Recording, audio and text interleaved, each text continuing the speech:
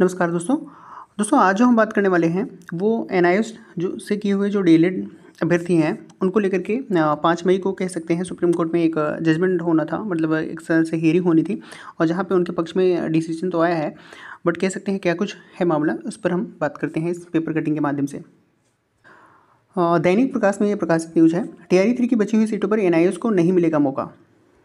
इसको लेकर के एनआईएस अभ्यर्थियों ने कोर्ट केस करा था, बट यहाँ पे अब डिसीजन फाइनल हो चुका है। पटना एनआईएस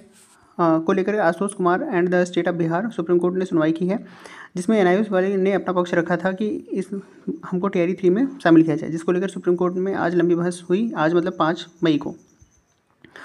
बिहार सरकार के शिक्षा विभाग के एसीएस भी वहाँ सिद्धार्थ भी मौजूद थे। सुप्रीम कोर्ट ने कहा कि सुप्रीम कोर्ट में उन्होंने यही कहा, यानी एसीएस जी ने यही कहा कि प्रक्रिया पूर्ण कर ली गई है टीआरई 3 की और हम इसमें कैसे शामिल कर सकते हैं, क्योंकि उत्तराखंड का मामले का उन्होंने कह सकते हैं एक तरह से चर्चा की कि सुप्रीम कोर्ट ने जजमेंट दिया था कि जब प्रक्रिया पूर्ण कर ली गई हो तो उसमें शामिल नहीं किया जा सकता। तो उन्होंने भी यही जजमेंट को आधार बनाते हुए मांग करी है कि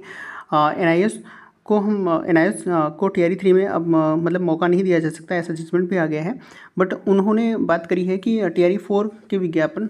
इस साल के अंत में आने वाले हैं, तो जहां पे वो कह सकते हैं बात कर रहे हैं कि टीआरई 4 में एनआईएस डीएलएड को भी मौका मिल सकता है, यानी मिलेगा। और ऐसा उन्होंने कह सकते हैं, ऐसा सुप्रीम कोर्ट का भी जजमेंट था, तो उन्होंने कहा है कि साल के अंत तक टीआरई 4 की वैकेंसी आएगी